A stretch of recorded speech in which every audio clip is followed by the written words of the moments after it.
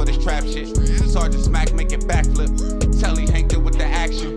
With the Vato speaking Spanish. Frank Matthews, how I vanish. Poof. Came back like I'm King Tut. Gold BBS is on a beamer. When Fat Cat was 10 queens up. Ball off the profit, not the re-up. Fly like Puerto Rican Jesus. Uptown like I'm Baby Maine. Just caught a touchdown from the Bay. Members of the Black Keystone Street Gang face charges including murder, robbery. This morning, more than 900 LAPD officers and FBI agents arrested at least 45 suspected high-ranking members and associates of the Black Keystone's Bloods gang. This 1 square mile area, it's known as the Jungle, an area home to the Black Keystone gang. In May of 2011, Stephen Martinez, assistant director in charge of the FBI in Los Angeles, would announce that over 900 officers and agents would participate in the execution of pre-dawn arrests and search warrants that would target members and associates of the Black Keystone Street Gang. In an operation titled Red Dawn, 75 members and associates of the gang would be identified for arrest during the investigation that will last over a year.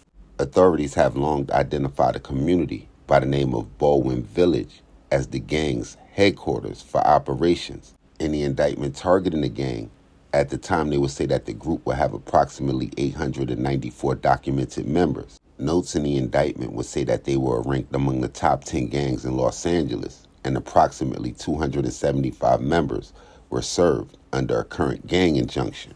One person not arrested during these series of raids is a person that authorities could say is responsible for it all. Having changed his life around many years prior, he would be the person credited with forming the gang and bringing them to this specific neighborhood in Los Angeles nearly a half century prior to the indictment. Members are deep into murder, into guns and drugs. More than 36, in fact, were arrested, bringing the total to 75 nabbed over the last year.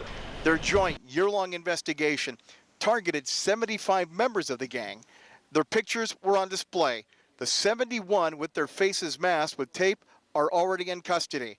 According to law enforcement authorities, they arrested who they describe as shot callers, members who directed the drug sales in the nearby neighborhood. Armed with search and arrest warrants, officers and agents raided a number of houses, apartment buildings, and one cell phone business in the area.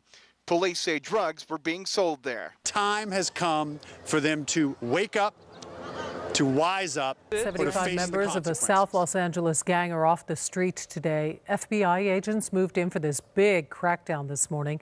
Take a look, Sky 9 overhead very early this morning at the start of Operation Red Dawn. This is at the LA Coliseum. Step toward making one South Los Angeles community safe from gangsters. Yeah, armed with guns and arrest warrants, hundreds of officers, also FBI agents, fanning out in Baldwin Village. This was early yesterday. It was part of what's called Operation Red Dawn. Southside gang. Dozens of alleged gang members are arrested as a law enforcement task force targets a gang suspected of drug trafficking and more.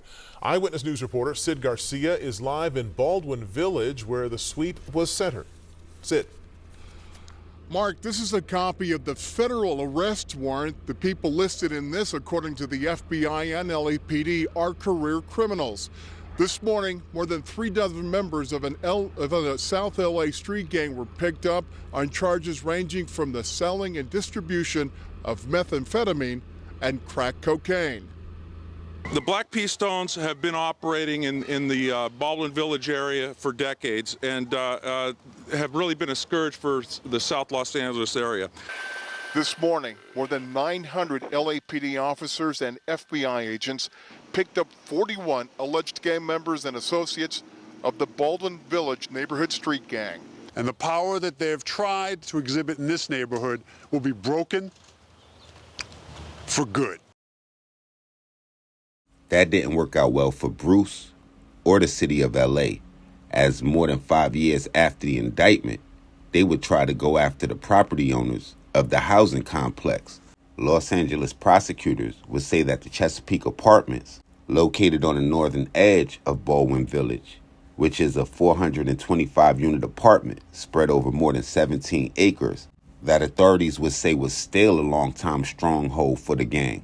Targeting the head of the complex, Sawar Niger, they would cite that negligent and callous management has allowed the Chesapeake Apartments to become a hotbed of terror in the Baldwin Village neighborhood.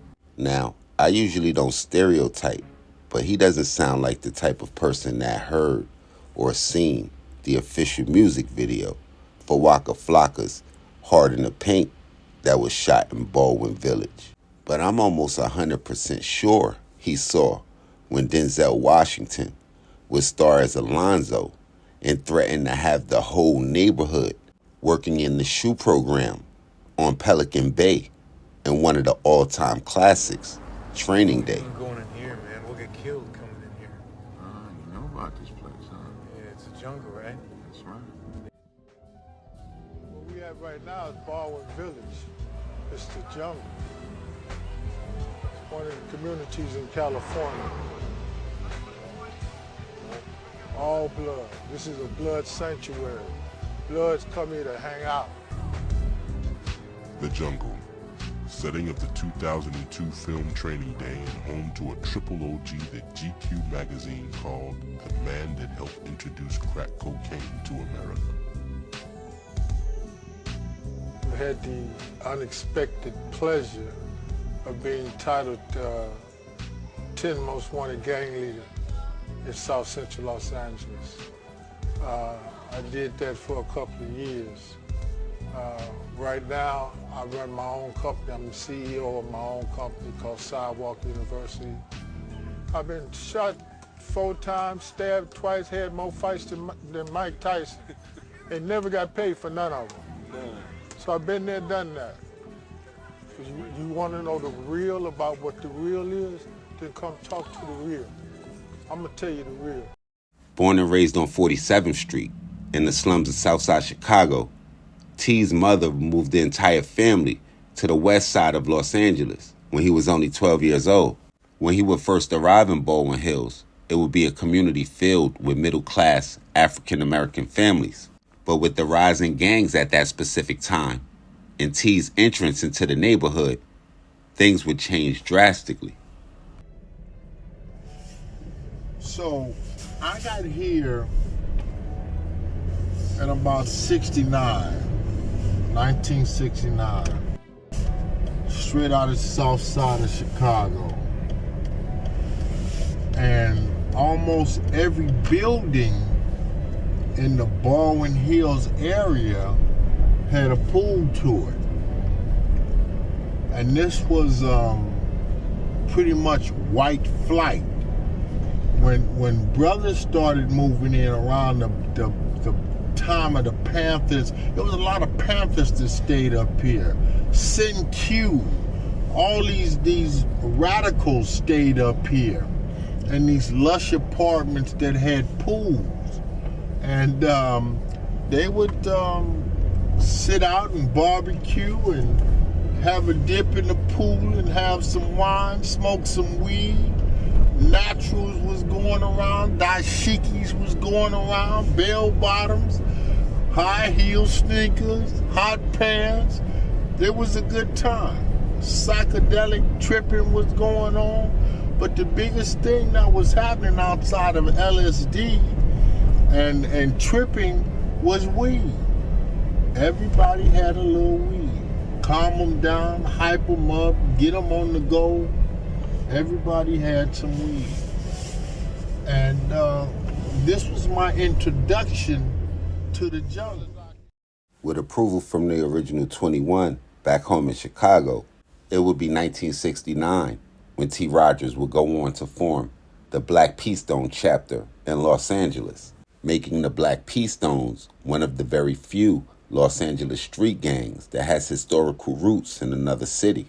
The group would swell to 500 members. As the gang would grow, so would their reputation, which would lead to T. Rodgers being placed on the 10 Most Wanted Gang Leaders list. And if you ever wonder to yourself about his relevance, just think about this.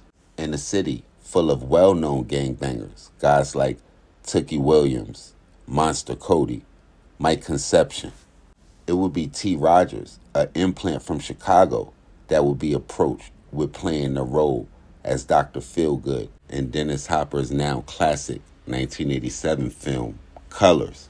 Now, not quite sure if it was due to that breakthrough role or the numerous attempts on his life, but T would shift directions from gang leader to humanitarian, as well as author, actor, producer, and even peacemaker. First of the year, he was involved in a murder.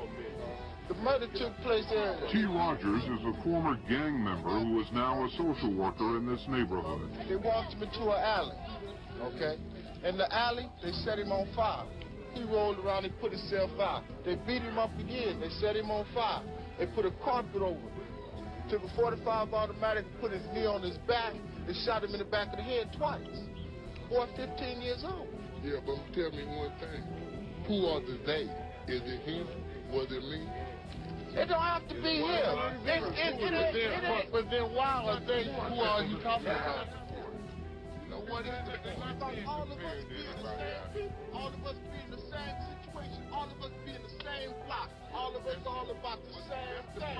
And each and any one of us out here can do the same thing. If I came up at you and threatened your life, you mean to tell me that you wouldn't kill me first? That ain't no bet around here. This is the jungle.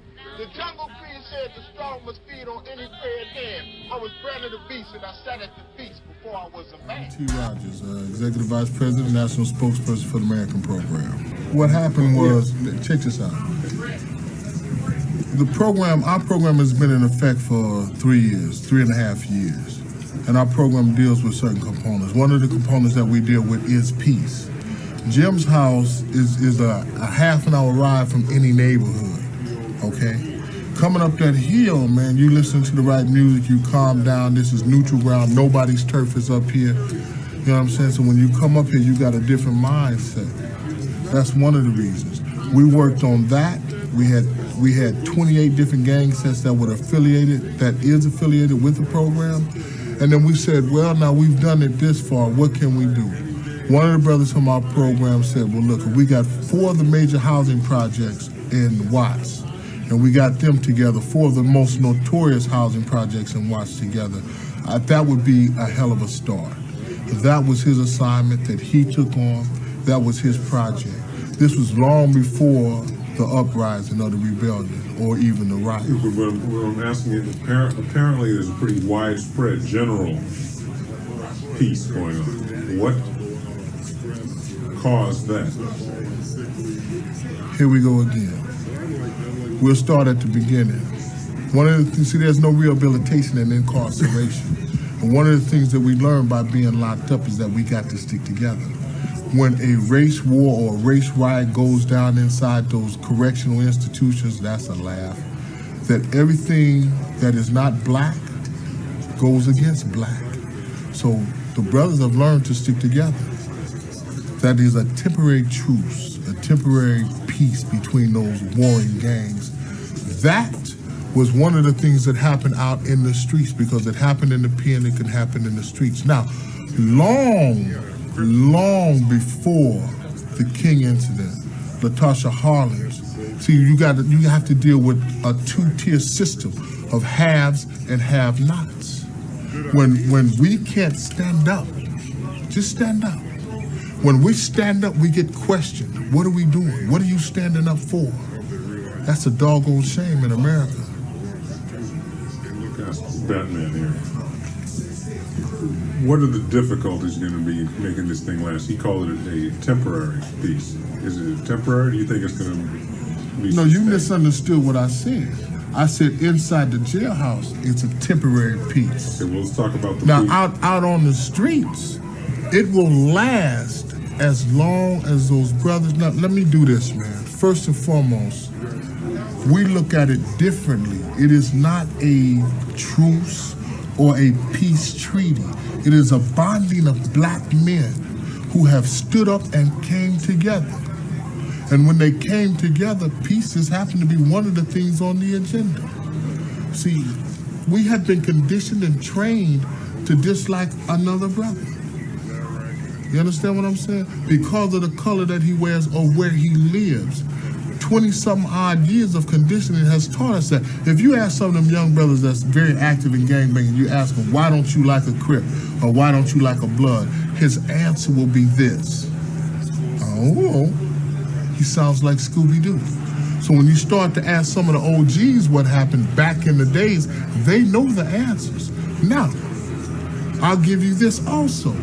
When the pleas went out from what was supposed to have been the black leaders in the community, i.e. the churches, the politicians, and all of those people, nobody stopped to listen to them. They are not our leaders. The leadership comes from the grassroots and the OGs. Sadly, in August of 2021, at the age of 65, media outlets will begin reporting the passing of Darryl T. Rodgers. With the life worthy of a movie script, with his passing, the game has truly lost an OG that I personally would consider the last of a dying breed. Now, y'all make sure y'all hit the red bell and subscribe button right under this video so y'all know when this real trill spill shit is dropping. Y'all get in the comment box below. Y'all let me know what cities y'all tuned in from, what cities we need to head to, what stories we need to tell, what I got wrong, what I missed, all of that. Y'all know how to tap in with me directly. Instagram, Twitter, POP_A_LOT. And until the next play, y'all know how we rocking. Shades Popalot. Salute the almighty mob.